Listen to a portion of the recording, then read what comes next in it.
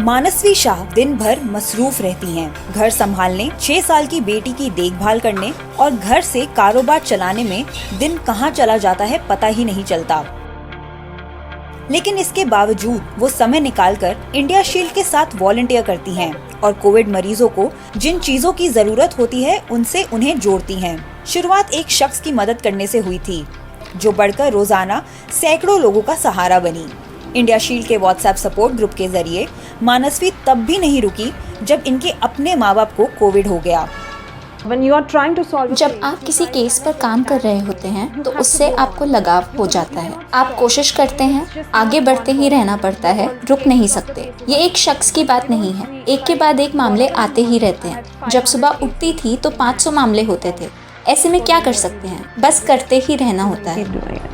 India shield महज जानकारी देने वाली संस्था से इमरजेंसी मदद देने वाली संस्था बन गई, जब संस्थापक यशराज आकाशी को एहसास हुआ कि इमरजेंसी वाले मामले बढ़ते जा रहे थे और मिनटों में फोन नंबर डेड हो रहे थे।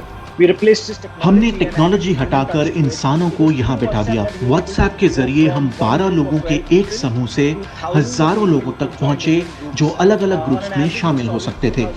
हमारे साथ मानसिक स्वास्थ्य के लिए, दवाएं लाने के लिए, अस्पताल में बेड्स के लिए सपोर्ट ग्रुप थे।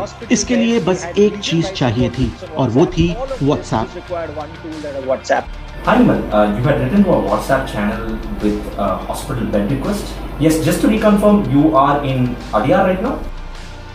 150 शहरों में फैली 500 वॉलंटियर्स की इस फौज ने भारत में आई कहर भरी दूसरी लहर के सबसे मुश्किल दिनों में लोगों की मदद की। Gem Hospital, sir. Hello sir, I'm Vikram Desna sir, India Shield. Amma sir, so patient का urgent on the ICU bed वेनो sir. India shield अब वैक्सीनेशन संबंधी सहायता भी दे रहा है। इरादा एक ऐसा राष्ट्रीय प्लेटफॉर्म बनाने का है जहां पर सभी सामाजिक और स्वास्थ्य की इमरजेंसी के बारे में जानकारी मिल सके।